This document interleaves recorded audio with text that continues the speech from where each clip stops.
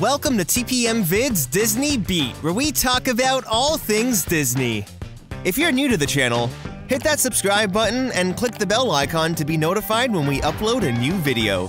We also have Instagram and Twitter. You can find us at TPM Videos. The Walt Disney World Resort in Florida covers 40 square miles of land. It's no small world.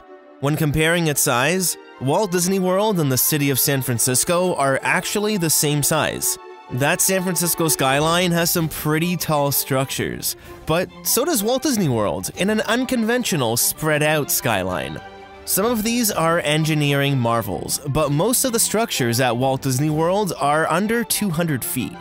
FAA regulations state that structures over 200 feet need to have a blinking red light on top of the building.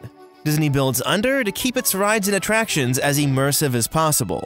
But the tallest building at Walt Disney World is actually well over 200 feet. So while touring the resorts and theme parks, today we're going to be counting down the top 10 tallest rides and structures at Walt Disney World. Number 10. Pandora at Disney's Animal Kingdom opened in May of 2017. And soaring 156 feet over the lush landscape are the floating mountains. Framed by the Valley of Moara, the floating mountains are visually stunning with its sweeping vines and cascading waterfalls. These mountain peaks were actually inspired by the Wolingian Mountains in China, and building the steel frame took about a year to complete. The vines are actually what hold the rocks in place, and they did a fantastic job of creating the illusion that the mountains are floating. This is also the first structure on the list that utilizes forced perspective. It's an illusion commonly used by Disney that tricks our minds into thinking that something is much larger than it actually is. The larger peaks are full size, but the rock formations near the top are smaller to appear as though they're further away. When you're up close, you can really see the level of detail that went into everything from the rocks to the moss, and it transports you right into the world of Pandora. Number 9. One of the most iconic centerpieces of any theme park would have to be Epcot's Spaceship Earth, which stands 180 feet tall and 165 feet wide. Spaceship Earth is classified as a geodesic sphere, and it's actually the largest freestanding sphere in the world.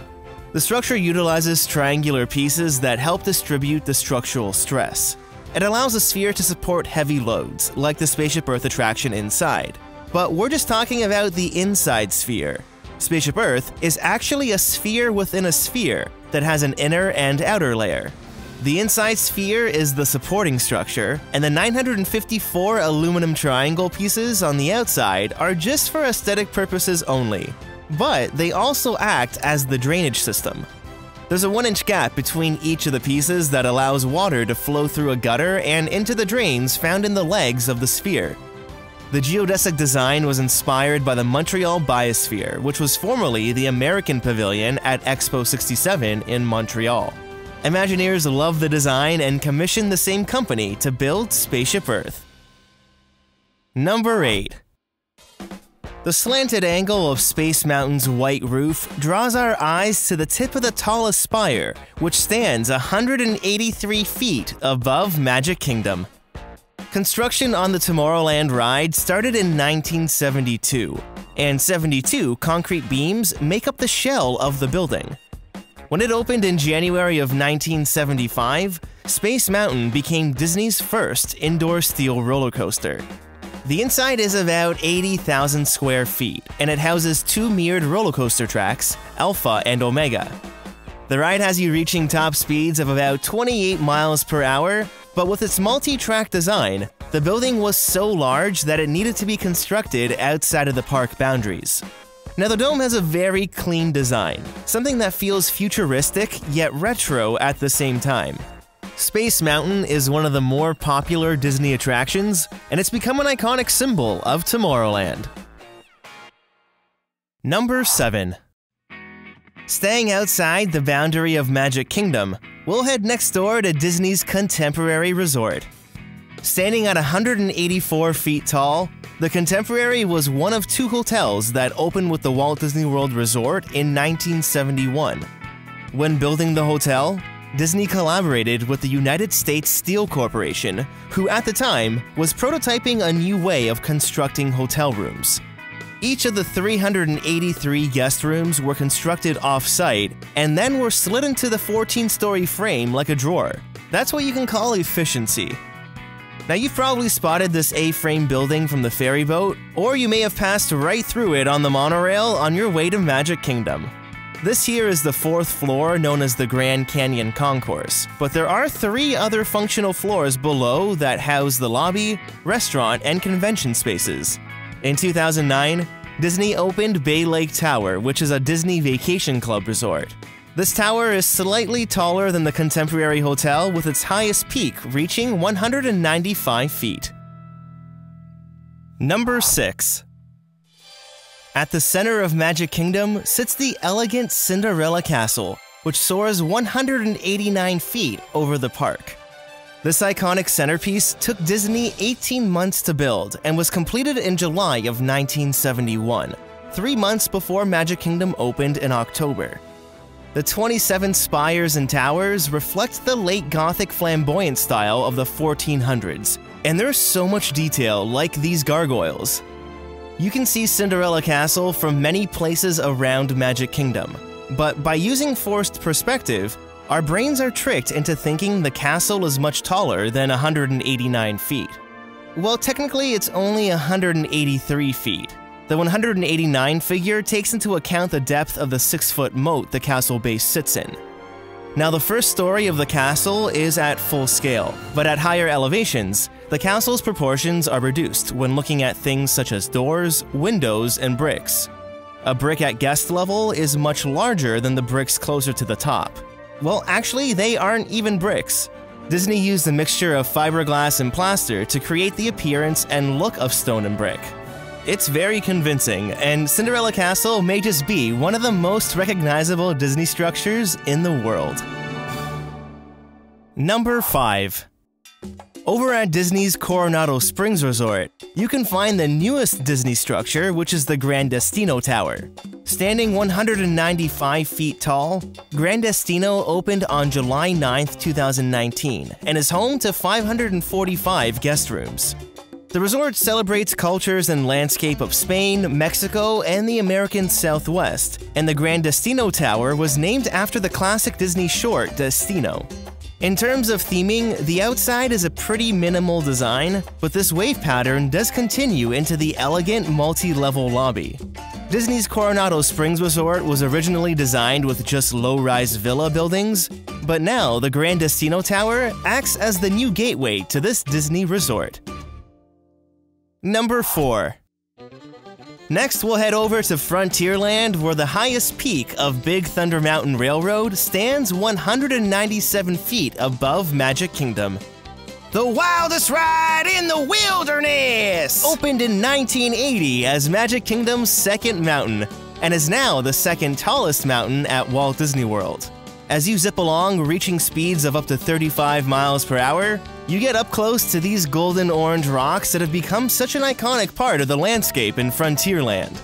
Now, Disney is known for their rock work. The look of the rocks were actually inspired by Arizona's Monument Valley, and it took 4,000 gallons of paint to transform this 2.5-acre area of land. Some of the best views of Big Thunder Mountain can be seen from the top of the queue or even from the fort on Tom Sawyer Island. Now, Imagineers used forced perspective to trick us into thinking the mountain is much larger than it actually is. But it might surprise you that Thunder Mountain is taller than Cinderella Castle. The castle looks much taller, but that's just because both structures use different scales of forced perspective to achieve different desired heights. Number 3. At the end of Sunset Boulevard at Disney's Hollywood Studios sits the Twilight Zone Tower of Terror, which soars 199 feet over the park. The attraction opened in July of 1994, and it took 3 million pounds of steel and 145,000 cubic feet of concrete to create this attraction masterpiece. Everything about the tower was designed with purpose. The placement of the building was designed to be what's referred to as the weenie. Walt described it as the one thing that draws you from one land into another.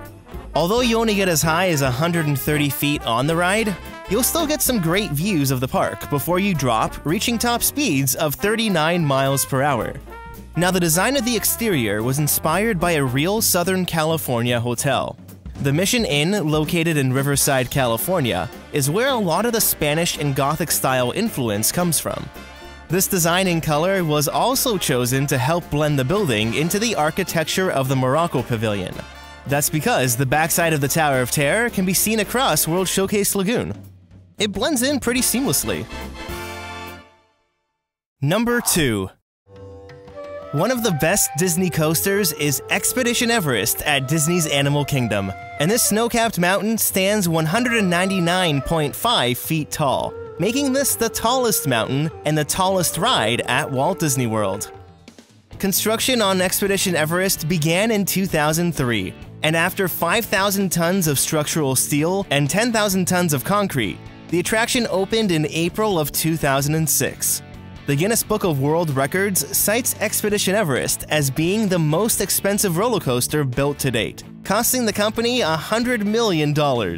This cost does cover the extensive theming of the mountain, since it's all part of this big, thrilling attraction that reaches top speeds of 50 miles per hour. There aren't many places where you can see the coaster track come out of the mountain, and this was done intentionally to help sell the idea of it being a full-scale mountain. The real Mount Everest is 29,000 feet, so Imagineers used forced perspective and lots of paint to make this Himalayan mountain range look hyper-realistic. Again, Disney really knows how to do convincing rock work.